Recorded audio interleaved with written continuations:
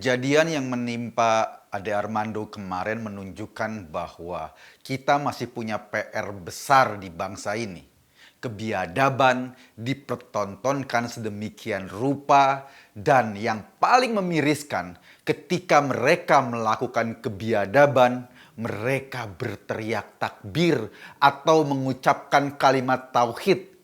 Tidak ada kebiadaban yang disandingkan dengan kalimat-kalimat suci kecuali oleh kelompok-kelompok ini. Bang Ade Armando datang ke lokasi demonstrasi sebetulnya dalam rangka untuk melakukan liputan, merekam kegiatan mahasiswa. Kesalahan Bang Ade Armando cuma satu. Karena dia husnuzon dengan orang-orang yang ada di sana. Bang Ade Armando berprasangka baik bahwa ketika dia datang ke tempat demonstrasi itu, dia hanya bertemu dengan manusia. Nyatanya nggak gitu. Di sana Bang Ade Armando nggak cuma bertemu dengan mahasiswa, tapi juga bertemu dengan sekelompok iblis. Bahkan iblis sendiri tidak akan pernah melakukan keburukan atau kekejian sambil berteriak takbir. Orang-orang ini mungkin perilakunya sudah satu level di atas iblis. Mereka mau dan bersedia melakukan kekejian sambil mengucapkan kalimat-kalimat suci. Seolah-olah mereka sedang membawa panji-panji agama, padahal sesungguhnya merekalah yang merusak agama. Bang Ade Armando yang kemudian dipersekusi sedemikian rupa, awalnya diteriaki sebagai penista agama. Inilah penista agama, maka kemudian mereka mengepung dan merasa berhak melakukan apapun terhadap Ade Armando. Sebetulnya begini ya. Kenapa orang-orang kayak saya, Denny, Ade Armando, atau beberapa teman-teman lain seringkali distempel sebagai penista agama? Sebab kita ini tidak pernah ikhlas, tidak pernah rela kalau bangsa Indonesia yang dasarnya plural, yang dasarnya beragam ini hanya diatur oleh satu aturan agama saja. Mereka-mereka itu yang sering teriak-teriak penistaan agama selalu beranggapan bahwa Indonesia harus diatur atas nama satu agama. Indonesia harus diseragamkan, hukum harus diseragamkan sehingga orang-orang yang tidak seagama berhak atau bisa diperlakukan dengan semena-mena. Fenomena ini sudah terjadi. Kita lihat bagaimana orang-orang ini menggeruduk ibadah di gereja. Kita lihat bagaimana orang-orang ini mengecam keyakinan-keyakinan lain. Dan itu yang kita pertahankan. Kita mempertahankan Indonesia karena Indonesia sesungguhnya terdiri dari beragam agama, terdiri dari beragam suku dan bangsa. Indonesia jika hanya satu agama, maka kehilangan keindonesiaannya. Itu yang kita pertahankan. Sama seperti konstitusi kita, undang-undang dasar kita mengakui semua agama sebagai agama resmi di Indonesia. Sama seperti konstitusi kita menghargai keberagaman, nggak peduli lu agamanya apa.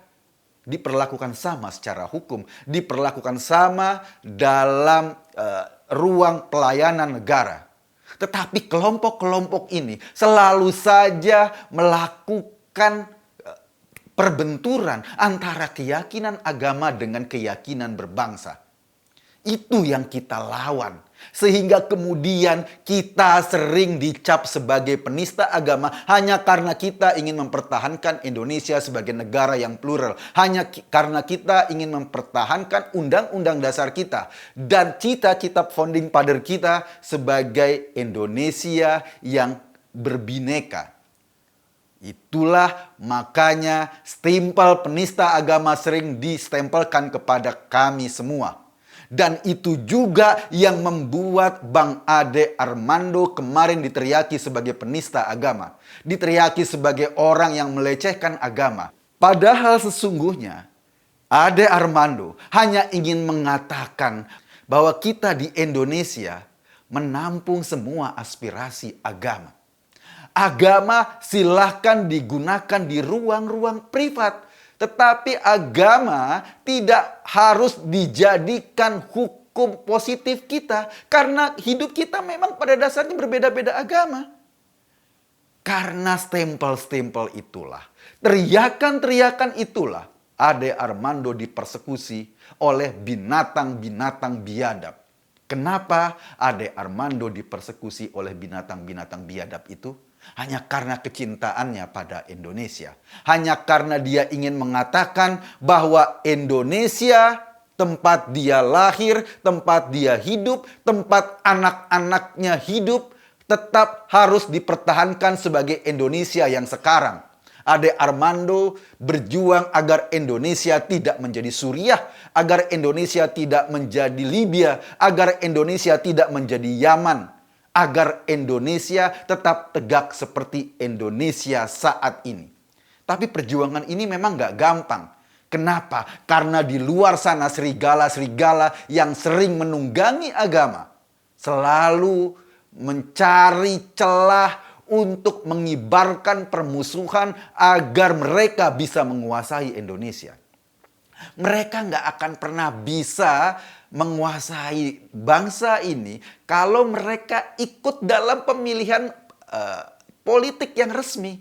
Kalau mereka ikut pemilu, buktinya apa? Buktinya mereka selalu keteteran selama ini. Karena sebagian besar orang Indonesia masih menginginkan Indonesia seperti saat ini. Masih menginginkan Indonesia dihela dengan beragam suku, beragam agama, beragam bangsa. Mereka selalu memprovokasi kita. Mereka selalu mengintimidasi kita. Mereka selalu membentur-benturkan kita dengan jargon-jargon agama. Padahal sesungguhnya mereka hanya menunggangi agama untuk kepentingan politik belaka. Kelompok-kelompok ini yang kemarin menunggangi aksi mahasiswa sesungguhnya hanya kelompok politik. Bagi mereka, agama cuma stempel doang. Bagi mereka, agama cuma alat legitimasi. Bagi mereka, agama cuma institusi untuk ditunggangi agar mereka bisa mendapatkan kekuasaan-kekuasaan politik. Itu yang diperangi oleh Ade Armando dengan segala resikonya. Setelah Ade Armando dipersekusi sedemikian rupa di media sosial, Twitter, Facebook, Instagram, saya membaca di tengah-tengah kita banyak zombie. Kenapa zombie? Karena banyak orang yang juga bersorak atas perilaku biadab terhadap Ade Armando itu. Orang-orang ini yang ngaku bermoral, yang ngaku manusia, ternyata nggak lebih moralitasnya dibanding binatang karena dia bersorak di atas tragedi kemanusiaan ini. Bayangkan, Bang Ade Armando itu seorang dosen. Dari tangannya banyak lahir para sarjana, banyak lahir para intelektual, banyak lahir orang-orang yang kemudian memberikan sumbangsih bagi bangsa ini. Diperlakukan sedemikian rupa, diperlakukan sedemikian bengis.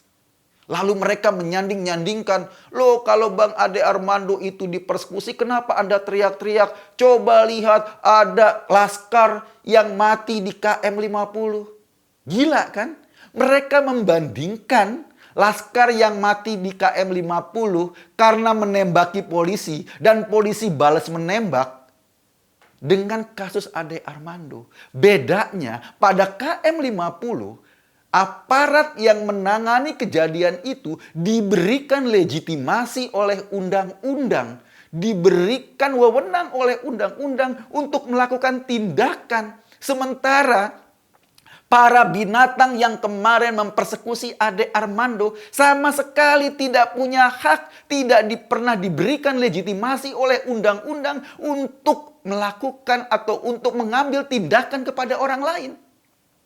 Itu bedanya. Dan yang kedua, aparat yang ada di KM 50 sudah dibuktikan secara hukum. Hukum sudah membuktikan bahwa laskar-laskar itu menembaki aparat dengan senjata api. Terus mereka pingin aparat membalasnya dengan melempar klepon gitu. Kan lucu. Sementara kasus Ade Armando dipersekusi oleh masyarakat, dipersekusi oleh orang per orang, dipersekusi oleh para binatang itu yang teriak-teriak takbir, yang teriak-teriak baca la ilaha illallah sambil teriak-teriak bunuh. Itu yang terjadi.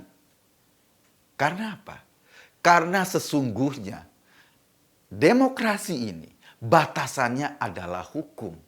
Kasus KM50, penegakan hukumnya sudah jelas, sudah clear. Dan terbukti hukum sudah mengatakan bahwa para aparat itu tidak bersalah karena mereka melakukan pembelaan terpaksa. Itu sudah clear. Dan kasus Ade Armando harus dibawa ke ranah hukum untuk dibuktikan bahwa persekusi terhadap seorang warga negara dengan cara biadab adalah tindakan yang melawan hukum. Dan kita semua akan menunggu bahwa aparat bisa menyelesaikan ini dengan hukum yang seadil-adilnya. Jika hukum tidak mampu menyelesaikan kasus Ade Armando, kita akan kehilangan kepercayaan. Kepercayaan pada institusi hukum kita, kepercayaan kepada aparat kita. Dan kita masih percaya kalau kita mau berdemokrasi, hukum akan bisa ditegakkan dengan baik. Dan atas nama keadilan, semua orang yang terlibat dalam persekusi Ade Armando wajib diseret ke meja hijau. Wajib diseret ke meja hijau. Di media sosial banyak ancaman pada saya, Denny Siregar, Abu Janda, dan lain-lain. Kenapa mereka mengancam seperti itu? Agar kita takut, agar kita berhenti meneriakkan kecintaan kita pada Indonesia, agar kita berhenti melawan kelompok-kelompok yang mau mengubah Indonesia jadi negara agama. Halo, apapun yang Anda lakukan, kita tidak pernah takut karena kita yakin yang kita lakukan ini semata-mata untuk masa depan bangsa ini. Semata-mata untuk kenyamanan kita hidup bernegara dan berbangsa. Sebab ini Indonesia kita. Kitalah yang harus menjaganya. Terima kasih.